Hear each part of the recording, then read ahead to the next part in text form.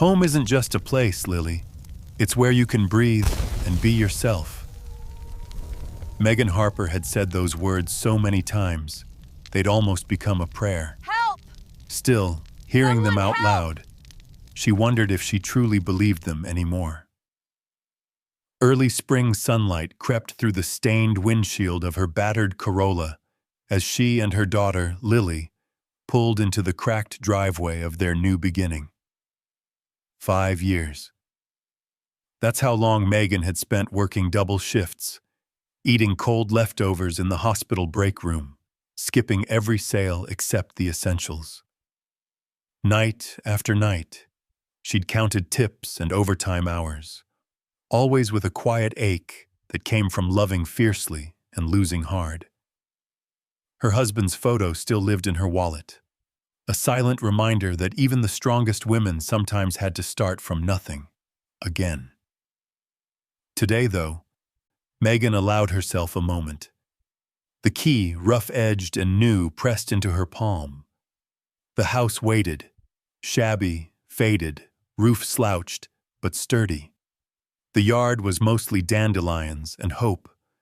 Lily, barely 10 and always so serious for her age, clutched a box of colored pencils and a worn teddy bear. The front steps creaked. Megan jiggled the lock. Inside, the faint, sweet scent of old paint and dust, a rectangle of sunlight on the worn hardwood. Silence, and then the rustle of Lily's shoes as she wandered from room to room, fingers trailing along the chipped molding. "Which one is mine?" Lily called, voice echoing. Megan shrugged off her nurse's bag, setting it beside the door. "Whichever one feels right." Upstairs, Lily poked her head into the smallest room, just big enough for a narrow bed and a window looking out over the street. She knelt by the sill, eyes wide. "There's a tree. I can see the whole neighborhood," she said softly. "It's like we're finally inside life instead of looking at it from the outside." Megan pressed her lips together, feeling something break loose inside her chest. "Yeah, kiddo. It's ours now." They spent the afternoon unboxing the small collection of things that had survived the years in cheap apartments and borrowed couches. Mismatched mugs, a stack of picture books, a faded Afghan Megan's mother had knitted before the world went sideways. Megan hammered a hook into the kitchen wall, hung her husband's framed photo above the counter, then ran her hand across its glass, quiet. The air was cool, alive with the metallic scent of rain. A distant lawnmower droned. Across the street, someone's wind chimes sang, a tune Megan half remembered from some easier time. Suddenly, there was a gentle knock at the door.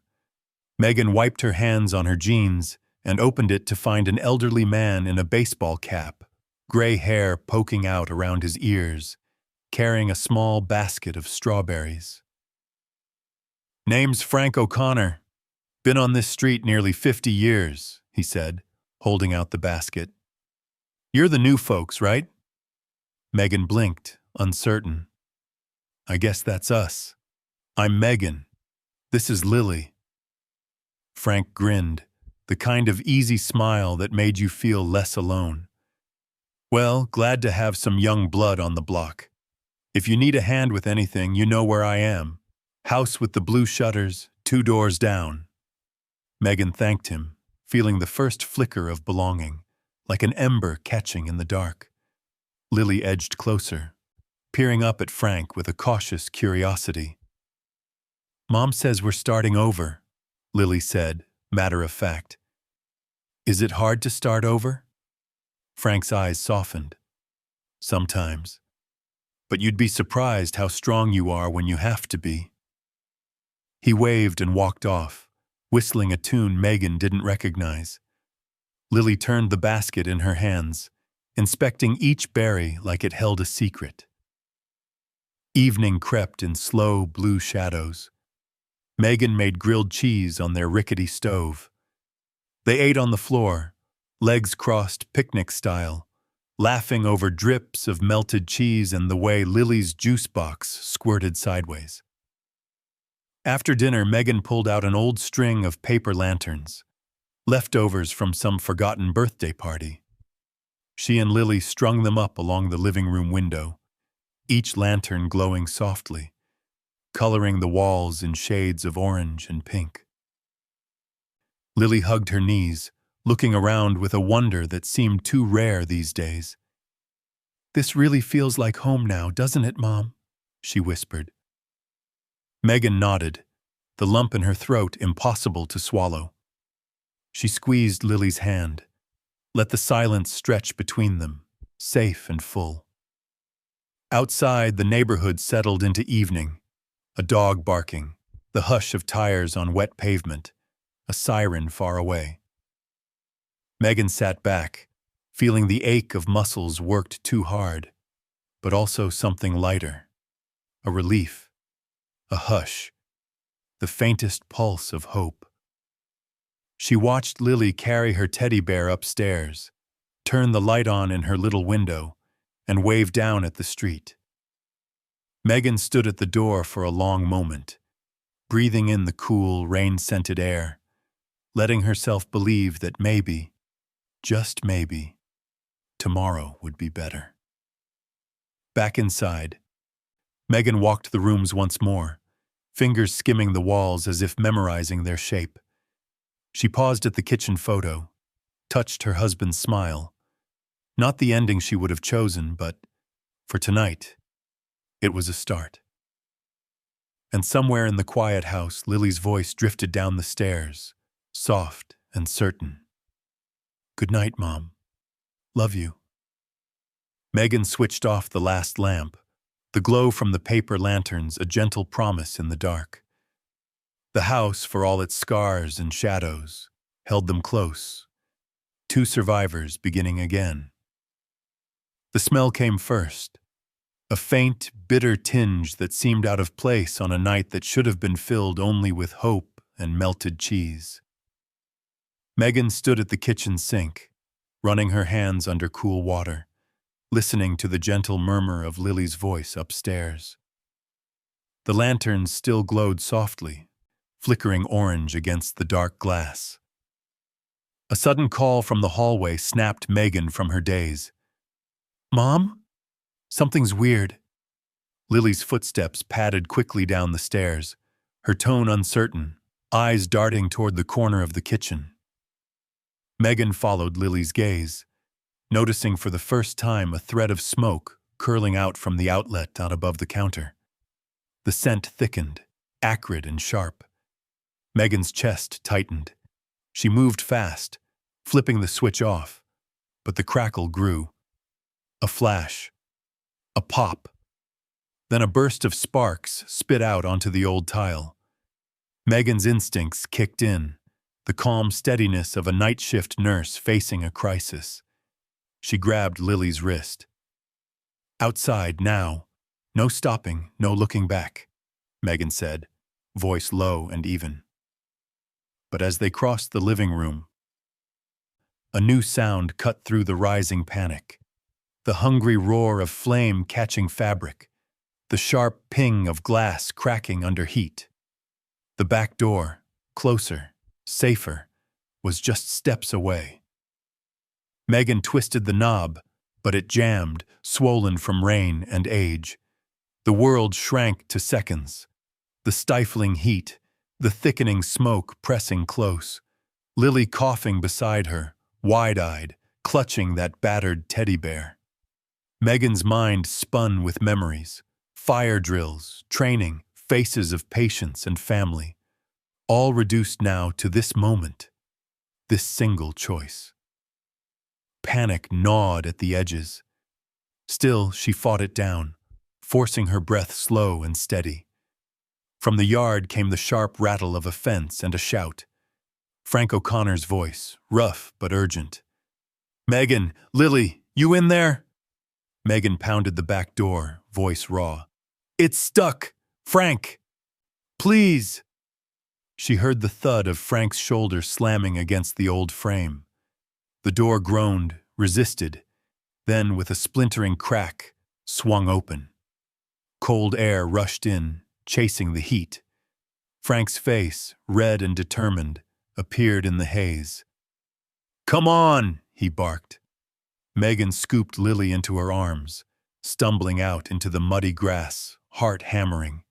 She didn't look back, just ran, breath tearing at her throat. Frank grabbed her elbow, steadying her, leading them to the sidewalk as neighbors' porch lights flickered on, voices calling out, confusion spreading. They turned. The house, so humble, so recently filled with laughter and light, was swallowed by flames. Fire licked up the curtains, chewed through the roof. Megan could only watch, numb, as the years of work and sacrifice, every corner scrubbed clean, every late-night prayer, burned away in the hungry orange glow. Lily buried her face against Megan's chest, fingers twisted in the nurse's uniform. Megan pressed her chin to the girl's hair, tasting smoke, trying not to tremble. Frank stood nearby, arm draped protectively over their shoulders, the three of them alone against the shattering brightness. The sirens came next, wailing, insistent, distant, but closing in. Megan barely noticed the flashing lights, the shouts of firefighters, the spray of water arcing through the dark. Someone handed her a blanket. Someone else asked questions. Was anyone else inside? How did it start? But the words felt far away, as if underwater. All around, neighbors gathered in loose circles, faces pale and helpless. Some clutched cell phones, some simply stared. Megan met no one's eyes. The world shrank to the fierce grip of Lily's arms around her waist. The dull ache of exhaustion. The sharp shame of loss. She caught herself scanning the crowd, as if her husband might step out from the shadows, offer a steady hand, a quiet promise. But only Frank remained at her side, silent, unwavering. Hours passed in a blur of noise and cold. Eventually, the fire was out, but the home Megan had built, however imperfect, however fragile, was gone. Smoke curled into the sky, a black ribbon unraveling dreams. The firefighters gathered up their hoses, apologetic and solemn. Megan stood in the wet grass, shoes soaked through, Lily shivering in her arms. Frank pressed the basket of strawberries, now dropped and crushed, into her hand, as if a small kindness could fill the emptiness. No one spoke. There was nothing left to say. At last, as dawn threatened the edge of the sky, Megan brushed a strand of hair from Lily's cheek, forcing her voice steady. "We're okay. We got out. That's what matters." But inside she felt hollow, untethered, a woman and a girl alone with each other, facing a world that felt colder and more uncertain than ever. The first day in their new home had ended not with warmth, but with ash. And still, Megan stood, holding tight to Lily, holding tighter to hope, because she had nothing else left. The motel was not far from their ruined street, but it felt a world away. Strange, silent, lit by a neon sign that blinked in and out like a tired heartbeat. Megan parked the Corolla beside a row of battered pickups and sedans. The sky above was already paling with dawn, but every inch of her body felt heavy, threaded through with exhaustion and shock. The motel room was small, boxy, and too bright. Lily walked in ahead, clutching her teddy, pausing by the window as if still looking for the smoke on the horizon. Megan set their overnight bag on the patterned bedspread, listening to the hum of the air conditioner and the distant rattle of the ice machine in the hall. There was a knock. A woman from a local charity, kind but hurried, handed over a care package: instant soup, toothpaste, 2 new toothbrushes, a pair of oversized t-shirts. "Anything else, you just call the number on this card," she said, voice gentle but practiced. "I'm sorry for what you're going through, truly. The community will try to help." Megan thanked her, pressing the card between her palms like a lifeline. The door clicked shut behind the woman. A hush settled over the room, broken only by the steady thrum of traffic and the whir of the old fridge. She wanted to tell Lily everything would be fine. Instead, she sat down beside her daughter, brushing ash from Lily's dark hair. The girl's eyelids drooped, but she jerked awake every time a car honked outside, fingers twisting the teddy bear's worn paw. Megan stroked her back, wishing she could chase away whatever shadows flickered behind Lily's eyes. Day faded into dusk. They ate soup from styrofoam cups, the taste bland, almost bitter. Megan watched Lily pick at her food, then crawl beneath the stiff motel blanket, burrowing deep. Megan slipped in beside her, tracing the uneven ceiling with tired eyes. That first night, sleep did not come easily. Lily whimpered in her dreams, legs kicking at tangled sheets. Megan lay awake, heart pounding each time Lily cried out. Once, Megan caught a faint scent of smoke, only to realize it was just her memory playing tricks. At breakfast, a few families in the small dining room whispered over styrofoam cups of coffee.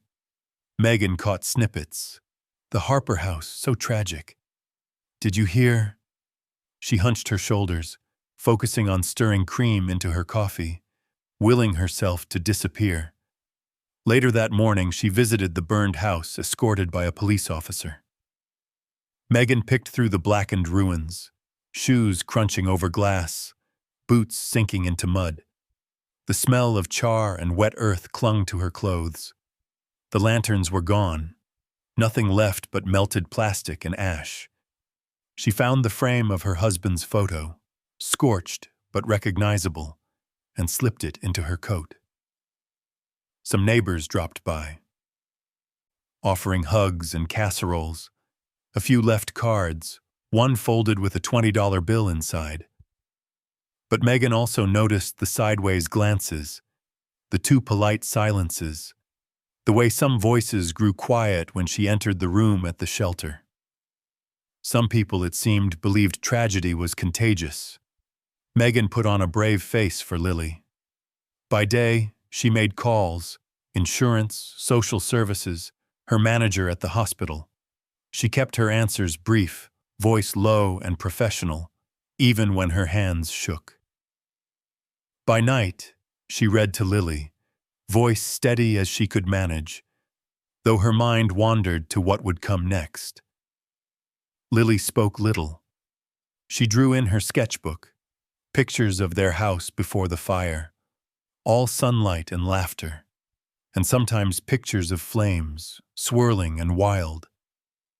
Sometimes she pressed close to Megan, silent, seeking warmth. Other nights, she woke gasping, trembling with images of fire licking under doors. Megan wondered if the wound would ever close. Frank came by one afternoon, bringing a grocery bag of fruit and a handwritten note from his wife, gone these past 10 years. "If you need anything, I'm just a call away," he said, voice rough as gravel but kind. He squeezed Megan's shoulder, lingering a moment longer than usual. She tried to smile, tucking his note into her purse. Later, after Lily fell asleep, Megan read it again, tracing the old-fashioned script, simple words about faith and surviving hard times, the kind that settled in the chest like a warm stone. But there were moments, late at night, when the ache of loss pressed in and the world felt impossibly cold. Megan stared at the ceiling, counting breaths, counting heartbeats, trying to build a wall against the fear. And through it all, She clung to Lily, her daughter's hair tangled against her cheek, the soft whisper of Mom in the dark. Every night, Megan whispered back, "I'm here. We're together. We'll find a way." Because sometimes, hope is not a shout, but a quiet promise, repeated until you believe it might be true. News has a way of spreading, sometimes gentle, sometimes like a storm rolling over the hills. For Megan and Lily, it was both. The morning after the fire, Megan's phone vibrated with messages she didn't remember giving out. First a neighbor, then the school counselor, then a stranger from a nearby church. "We saw you on the news, dear. Are you okay? Our congregation would like to help. If you need meals, we can deliver." For a long time, Megan hesitated to answer. She felt exposed, as if the whole world could see her bruises and mistakes, the way she'd clung to hope only to watch it burn. Lily spent afternoons curled by the motel window, sketchbook open, eyes far away. Sometimes, Megan would catch her daughter humming, voice so soft it seemed borrowed from some happier version of herself. But slowly, the kindness came. One morning, a white envelope arrived at the motel front desk. No name, just "For the Harpers," written in hurried, blue ink. Inside was a grocery store gift card and a child's crayon drawing of a house. At the hospital, Megan's supervisor pressed her hand gently. "Take as much time as you need. We've started a collection for you. Don't worry about your next shift." Local news picked up their story. Nurse and daughter lose home. Hold on to hope. The image of Lily clinging to her mother on the sidewalk, fire reflecting in their eyes, traveled farther than Megan would have ever imagined. Soon, her inbox brimmed with notes from strangers. Some sent prayers, some sent money. But the most unexpected came as a phone call from a number Megan didn't recognize. She answered cautiously. "Hi, this is Alicia Torres. You don't know me, but I saw your story. I'm a contractor, mostly home renovations, but I've got a volunteer crew, and well, I'm a single mom too." Her voice was low, warm, and a little nervous. "I've been where you are. Would you let us help rebuild your house?" Megan stared at the motel wall where cheap wallpaper peeled in faded curls. She wanted to say no, pride or fear or some mix of both, but then she looked at Lily, hunched over a sketch of their living room, drawing lanterns that would never light again. "Yes," Megan said quietly. "We'd be grateful." Alicia arrived that weekend in a pickup dusted with paint and sawdust. She wore jeans and a faded work shirt, hair tied back, eyes alive with energy. Megan watched from the edge of the burned lot, arms wrapped tight around herself as volunteers unloaded shovels, gloves, boxes of water. Alicia hopped out, offered her hand. "Not much to look at now," she said, nodding at the charred remains. "But we'll change that." Lily, shy at first, peeked from behind Megan.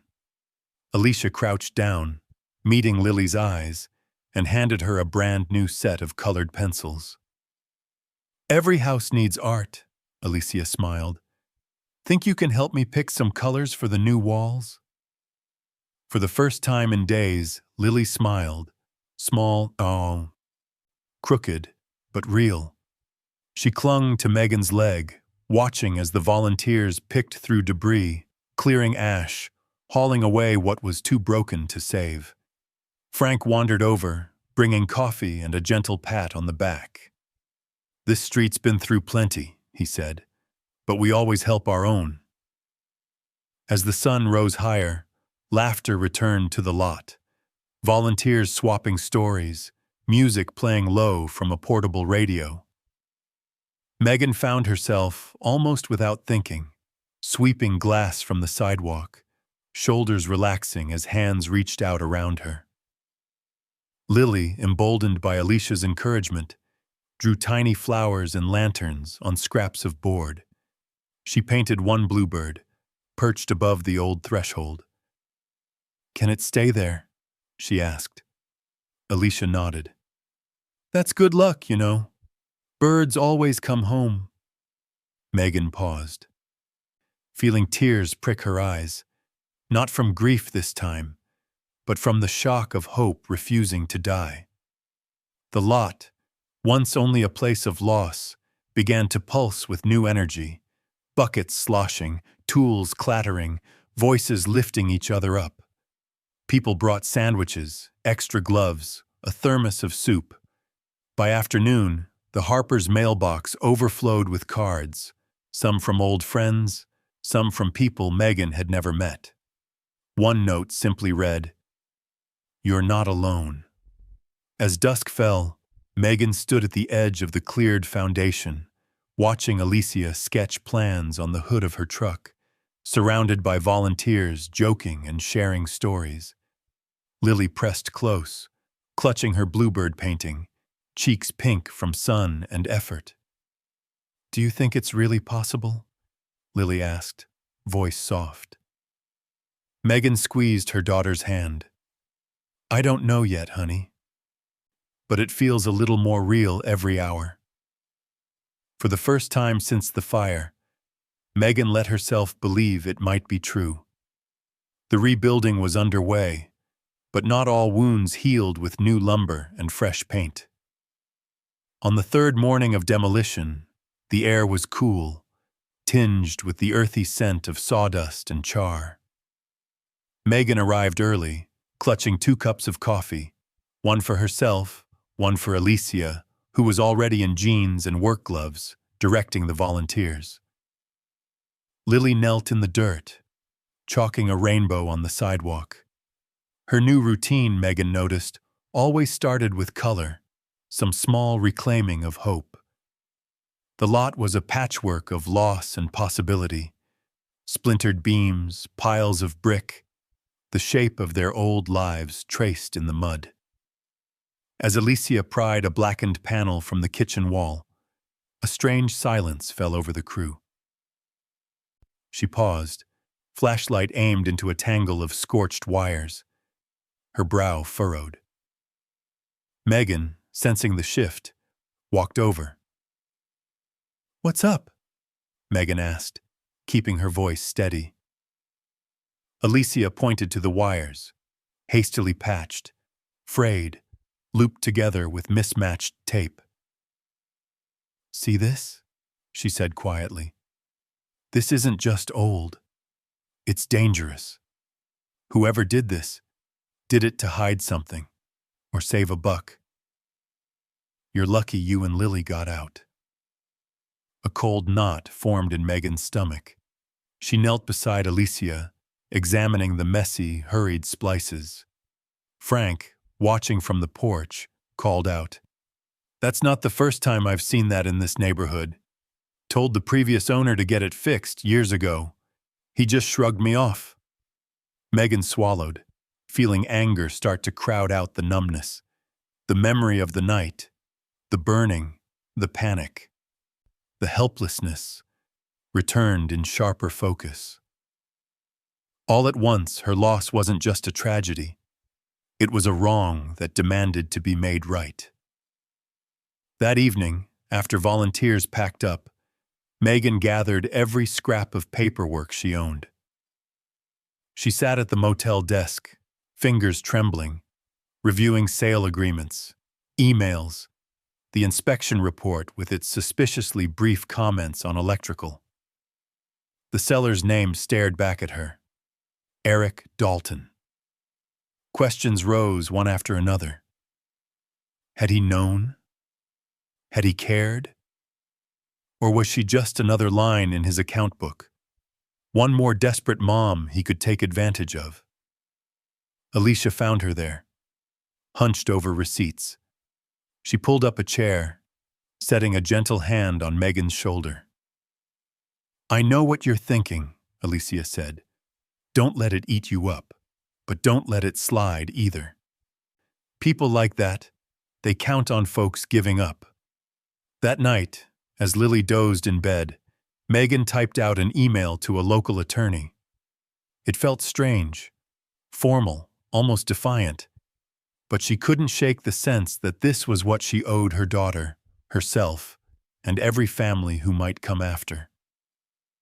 The next day, Megan met the lawyer, Ms. Crawford, in a sunlit office lined with legal books and coffee rings. Ms. Crawford listened closely, eyes sharp, voice kind but focused. "I've seen this before," she said, tapping the inspection report. "If Frank will testify and your contractor can document what she found, you have a case. It won't be easy. Are you ready for a fight?" Megan nodded, jaw set. "I don't want this to happen to anyone else. Not ever." Word of the lawsuit rippled through town. Some neighbors offered quiet nods of support. Others exchanged glances that spoke of whispered doubts. Megan felt exposed, but stronger too, like standing up straight after years of bending under invisible weight. One night, Lily sat beside Megan, tracing the lines of a new drawing. This one of their half-built house, sunflowers along the fence. She looked up, worry in her eyes. "Mom, what if we don't win?" Megan hesitated, brushing a strand of hair from Lily's face. "Then we'll still know we tried. And sometimes, that's what matters most." Lily nodded, thoughtful. "If you don't fight back, more families could get hurt." Megan hugged her, amazed at the courage that could come from such a small, gentle soul. Alicia and the volunteers continued to rebuild, even as Megan met with lawyers, gathered evidence, and braced herself for the coming battle. Frank stopped by with a pie and a gruff promise. "I'll tell him what I saw, don't you worry."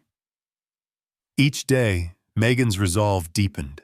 She was tired, sometimes frightened, but for the first time since the fire, she felt the sharp, clear pull of purpose.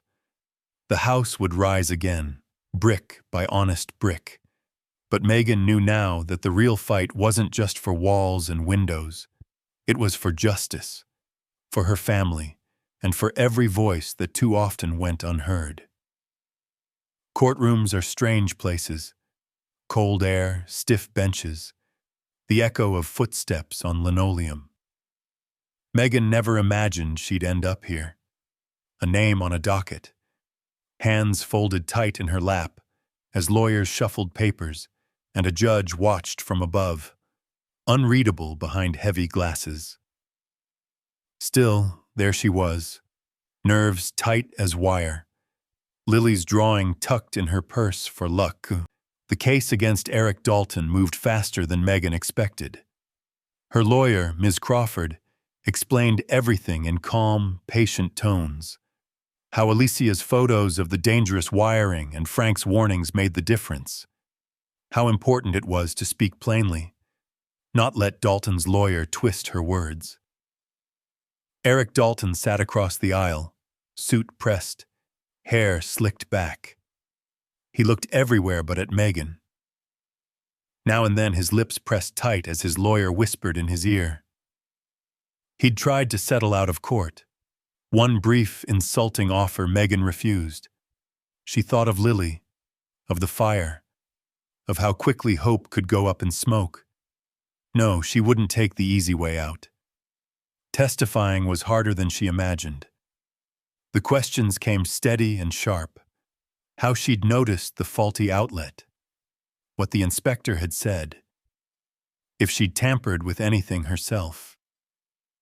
Megan kept her voice low, speaking not just for herself, but for the scared woman she'd been, and for every family who deserved better. Alicia testified next, her work boots leaving muddy prints on the court floor.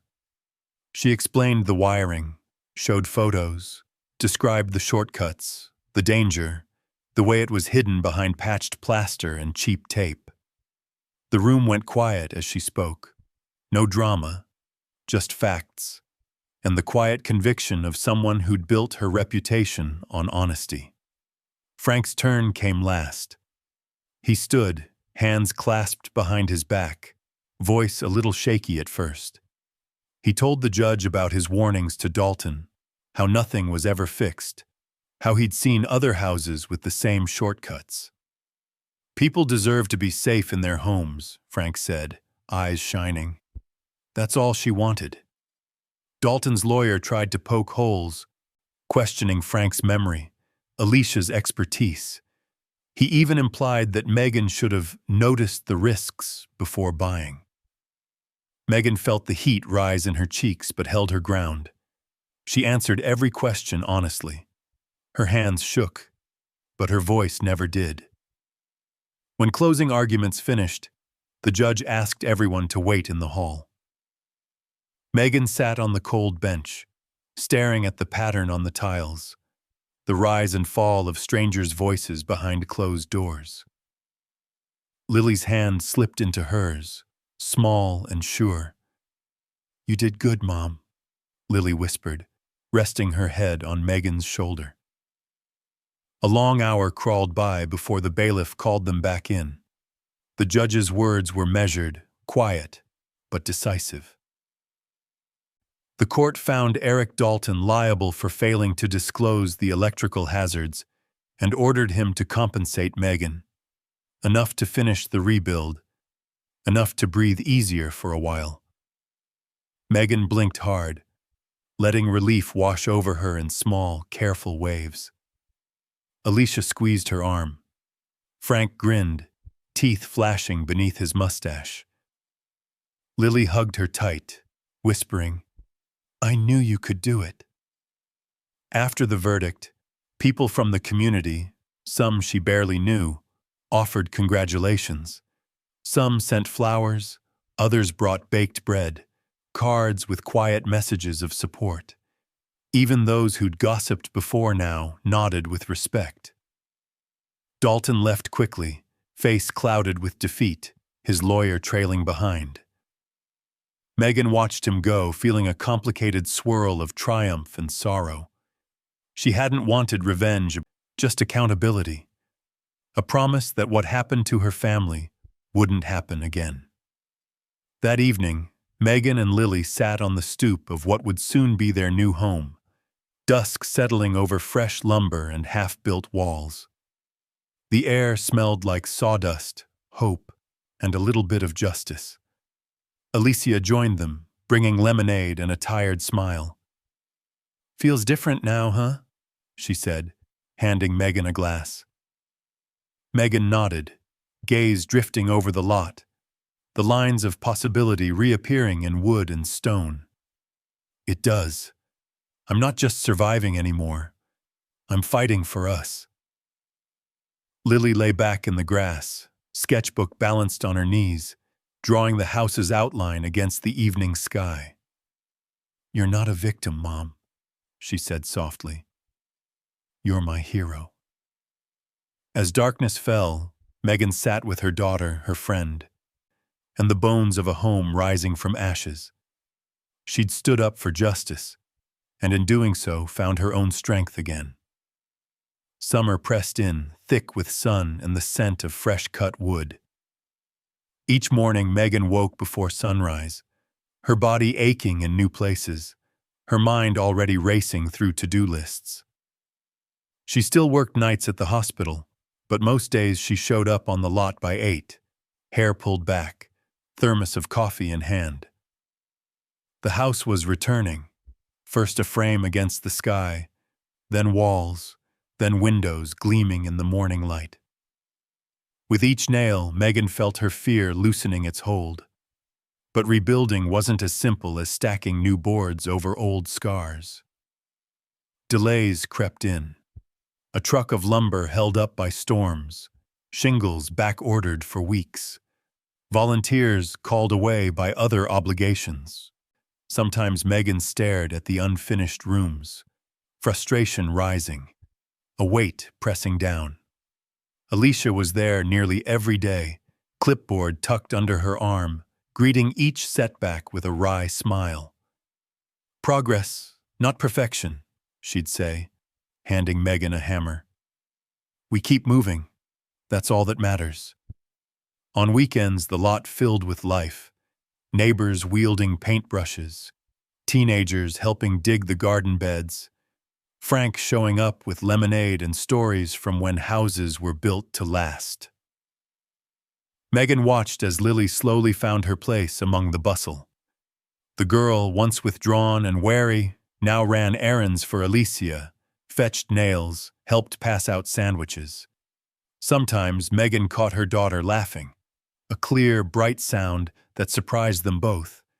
But Lily's biggest change was quiet, almost secret.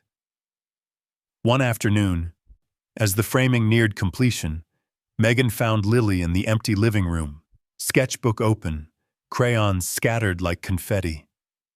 The walls, still bare studs, were covered in pencil lines. Bluebirds, lanterns, sunflowers, tiny words of encouragement. "It's a mural," Lily said, not looking up. "For our new beginning. So when the walls go up, we know what's inside them." Megan knelt, running her hand over a cluster of hand-drawn stars. "It's beautiful, honey. You're making this house yours." Lily smiled, brushing hair from her face, and kept drawing. That mural became their secret. Each day, a new detail, a memory, a wish for what might come next. Alicia joined in, scrawling her name beside a small house with smoke curling from its chimney. Rebuilding wasn't without arguments and moments of doubt. One day, a sudden summer storm swept in, driving the volunteers under tarps. Water pooled on the subfloor. Megan felt her old panic creep back. But Alicia laughed, pulling everyone into a huddle, passing around mugs of hot chocolate from a battered thermos. "We can't control the weather, but we can stick together," she said, raising her cup. That night, Megan and Lily huddled in the motel, listening to rain drum the roof. Megan closed her eyes, replaying Alicia's words. She realized she was no longer waiting to be rescued. She was learning to weather the storm. With time, the rooms took shape. Megan painted the kitchen walls a soft blue, the same color as her mother's apron. Frank helped hang cabinets, his hands steady despite age. Volunteers brought donated furniture, mismatched but full of stories. Alicia, during a lunch break, shared bits of her own journey, told how she'd left an unhappy marriage, started from scratch, built her business from weekend projects and word of mouth. "Sometimes I still feel like I'm one missed payment from losing everything," Alicia admitted, voice low. "But then I look at what we've built, together. That's what gets me through." Megan nodded, recognizing her own fears in Alicia's words, but also the fierce pride. "We're not alone," Megan said. "Not anymore." By late summer, the mural was finished. On the last bare section, Lily wrote, in looping purple marker, "Our new beginning." She traced a sunbeam stretching across the wall, then signed her name underneath. Megan placed her palm beside it, pressing hard, leaving a faint imprint. The house was almost ready, but Megan knew the real change was already rooted, in her daughter's confidence, in the strength of her own hands, in the friendships born from shared struggle. Sometimes, after the crews left, Megan would stand in the living room, surrounded by Lily's art, feeling the hush of possibility. In the gentle dusk, she let herself hope, not just for a house, but for a life made whole again, stronger than before. By September, the air held a crispness that hinted at fall. Megan noticed it in the way sunlight slanted through half-finished windows, in the golden leaves piling against the steps. The house was nearly complete, walls painted, the scent of fresh lumber replaced by hints of cinnamon and laundry soap. Each room held more than furniture now. They brimmed with memory, laughter, and something Megan hadn't felt in a long time: peace. Life, though, didn't slow down. Megan balanced her hospital shifts with painting cabinets and chasing down last-minute deliveries. Yet she wasn't doing it alone. Alicia became more than a contractor. She became a friend, a confidant, someone who understood both the small humiliations of starting over and the private victories of pushing through. One Saturday, Alicia invited Megan for coffee at a quiet diner on Main Street. Rain streaked the windows. They sat in a booth with chipped red vinyl, hands wrapped around steaming mugs. For a while, they simply watched the world pass, savoring the hush. "You know," Alicia began, tapping her spoon on the tabletop, "I never thought I'd see you smile like this again, Megan. Not after everything." Megan smiled, genuine and a little surprised. "Me neither. I think I just needed to remember it was possible." Alicia nodded, her eyes softening. "When you're ready, I'd like you to come with me to the women's support group. It's just coffee, talk, sharing stories. No pressure. It helped me. Still does." Megan hesitated, the old ache rising. She remembered all those lonely nights at the motel, the weight of silence. Then she pictured the mural, the warmth of new friends, and nodded. "Yeah, I think I'd like that." Meanwhile, Lily was changing too.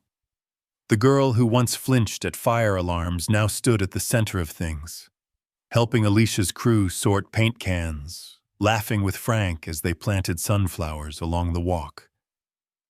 She made friends at her new school, inviting them over to see the magic wall before the drywall closed it in. One crisp morning, Lily's teacher called Megan. She gave a speech at assembly, the teacher said, pride in her voice. Talked about losing her home, rebuilding, and how kindness made all the difference. The whole room was quiet, listening. That afternoon, Megan watched Lily step off the bus, backpack swinging, cheeks flushed. The girl ran to her, arms open wide. "Mom, I wasn't even scared. I wanted them to know it's okay to be sad and still hope. That's what you taught me." Megan blinked back tears, kneeling in the grass. "You taught me too," she whispered, gathering Lily close. Back at the house, the sound of a piano drifted from an open window. A neighbor's son, practicing scales. Megan paused, letting the music settle. Small details seemed brighter now. The way light danced through the living room, the steady hum of voices from the kitchen. Lily's new friends clustered on the porch, comparing paint-splattered hands. One evening, after the volunteers left, Megan and Alicia sat on the back steps, sharing the last slices of pie. The stars blinked above, sharp and clean. "You ever think about what comes next?" Alicia asked. Megan considered. "I used to worry all the time. Now, I think maybe it's okay not to know. Maybe it's enough to have choices again." Alicia nudged her shoulder, smiling. "That's the best part. Second chances aren't about erasing the past. They're about writing something new." As autumn deepened, Megan realized her world had widened. She wasn't just fixing what was broken. She was building new bonds, giving back in small ways. She donated extra supplies to the shelter, listened to stories in the women's group, baked muffins for neighbors who had quietly helped. For Lily, healing came in laughter, in the scratch of pencil on paper, in sleep uninterrupted by nightmares. Some nights, Megan found her daughter by the window, sketchbook open, watching the lights flicker across the street. "I want to draw every family that helped us," Lily said one night, "so we never forget." Megan ruffled her hair, heart full. "We won't, honey. We'll always remember." As the days shortened, the house grew warmer, filled with the voices of new friends and old dreams. Megan understood, at last, that true home was never just wood and stone. It was found in connection, in the courage to ask for help, in the gentle act of helping others find their way. And in that truth, she discovered something unexpected. Not only had she and Lily survived, they had become part of a story bigger than themselves, a story still unfolding, page by hopeful page.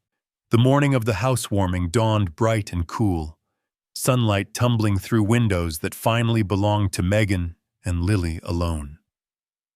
For the first time since before the fire, Megan awoke not to the unfamiliar shadows of a motel room, but to her own quilt, the scent of new paint, the gentle creak of floorboards settling around them. Lily was already up, standing by the window in her pajamas, watching dew evaporate from the backyard grass. "Do you think they'll come, Mom?" she whispered, voice trembling with a mix of excitement and worry. Megan wrapped her arms around her daughter's shoulders. "I think everyone who matters will be here." And she meant it, not just for the sake of comfort, but because she'd come to believe in the quiet magic of community. They spent the morning tying balloons to the porch railings, arranging mismatched chairs in the yard, setting out platters of cookies and slices of apple pie. Lily fussed over her mural, now hidden behind drywall, but commemorated in a framed photo on the hallway table. Megan slipped a hand over the frame, remembering each chalk line, each hope whispered into the walls. By noon, the yard was buzzing. Frank arrived first, bearing a pot of marigolds and a paper sack of apples from his garden. He paused at the threshold, removing his cap, eyes glistening. "Looks like a home should," he said simply, pressing the flowers into Megan's hands. Then came Alicia, radiant and a little paint-splattered, her hair swept back in a practical bun. She carried a tray of tamales wrapped in foil, her son trailing behind with a bag of ice. "Only food worth serving at a real celebration," she grinned, setting the tray on the table.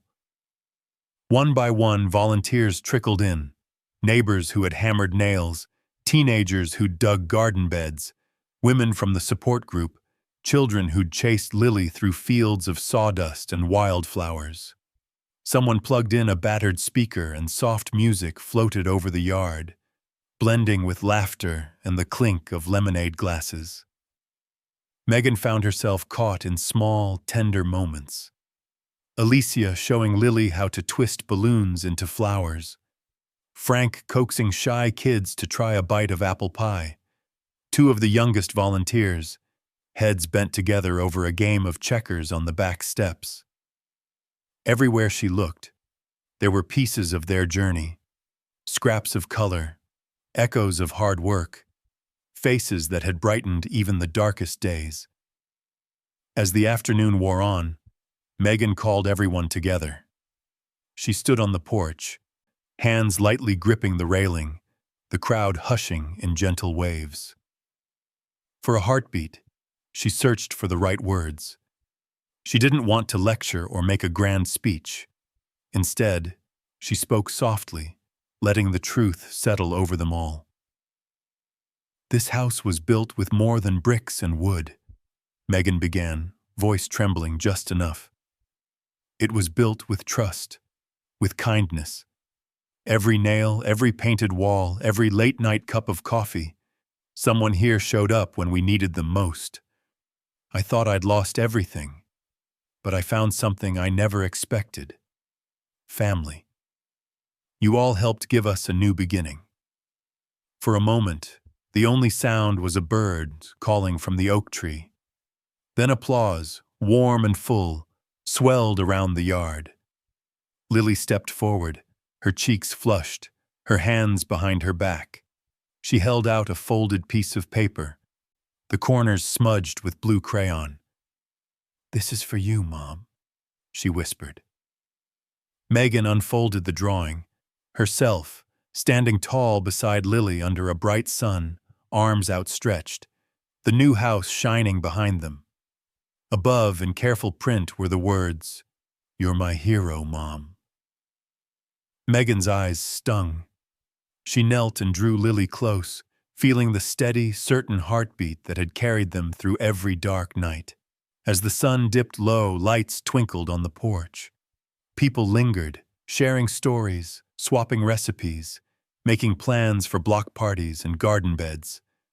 Lily and her friends darted through the yard, chasing fireflies, their laughter bright as bells. Later, when the guests trickled away and only the hush of evening remained, Megan stood in the doorway, arms around her daughter, Alicia at her side.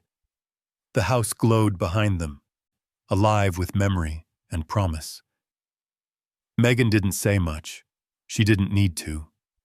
The night air held every answer, every blessing she'd hoped for. It was more than a party. It was proof, etched in every gesture, every smile, every golden thread of connection, that home, finally, was theirs. Autumn crept in gently, golden and slow, leaves drifting down the sidewalk like blessings. Megan noticed how the light had changed, softer now, filtering through the kitchen window and falling in warm pools across the table where Lily did her homework each afternoon. The house, once empty and broken, now pulsed with the quiet, steady rhythm of a life reclaimed. Some mornings Megan would stand in the doorway with her coffee, watching the mist curl over the yard, the last marigolds still holding on beside the steps Frank had helped pour. Inside, the walls echoed with laughter, piano scales from a neighbor's open window, the creak of new floorboards settling into place.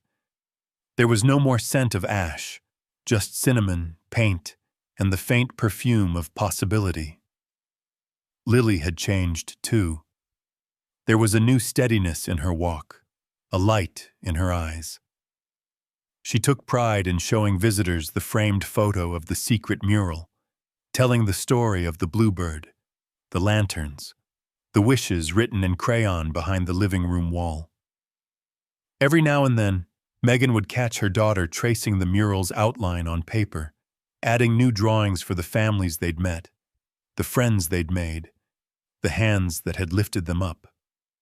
"So we remember," Lily would say, voice soft but sure. "So we never forget how many people care." One chilly Saturday, Megan and Alicia met at the community center, hands full of flyers and a box of donated coffee. Together, they pinned up a sign, "Support Group for Single Moms," every Tuesday at 6:30. The group began small, 2 women, then 5, then a dozen, each with her own stories of loss, hope, and starting over. Megan listened more than she spoke, offering a warm smile, a gentle hand on a shaking shoulder, sometimes sharing her own story when the silence needed breaking. Alicia was there too, always ready with a practical suggestion, a joke when the tears threatened to linger too long. Week by week, the circle grew stronger, a patchwork of courage and compassion. Through it all, Megan found new purpose. She volunteered at the shelter that had once housed her and Lily, helped with food drives, showed up with baked goods for anyone who needed a little comfort. She no longer saw herself as a victim or even a survivor. She was a builder, a giver, part of something bigger than herself. Even the hard days felt lighter. Bills still came due, appliances broke, rain sometimes leaked through the window in Lily's room. But the difference was clear. Megan faced it all with a quiet strength she'd earned, forged in fire and community and love. One evening, Megan and Lily sat together at the kitchen table, a gentle hush settling over the house. Outside, the sun dipped low, painting the world in honeyed light. Lily held her mom's hand, their fingers laced together like the stitches in the old quilt that now covered Megan's bed. "Are we really okay now?" Lily asked, voice barely more than a whisper. Megan took a long breath, listening to the wind rattle the porch rail, the neighbor's piano playing its gentle tune. "Yeah, sweetheart, I think we are." They watched as the last light slipped through the window, casting long shadows on the floor. For a while they just sat. No words, no worries, only the quiet certainty of belonging. Later, Megan stood by the window, gazing out over the street. She saw Frank tending his garden, Alicia's truck parked outside, laughter drifting from a backyard a few doors down. She realized their story had become part of something larger, a tapestry of resilience and kindness, woven together by ordinary people showing up for each other, day after day. That night, as Lily slept, Megan wrote a letter to herself, a promise for the future. "We built this house not just with wood and paint, but with faith, with courage, with the hands of everyone who believed we could start again. We owe it to each other to keep that light burning." The next morning, Megan and Lily stood at the front window, sunlight pouring in, warming their faces. The world outside was still imperfect, uncertain, but inside, hope bloomed. Megan smiled, her heart full, and reached for her daughter's hand. And in that small, silent moment, a mother and daughter in a sunlit house, the echo of laughter, the memory of every hand that helped, Megan understood the real meaning of home. Not what you lose, but what you build, and who you become along the way.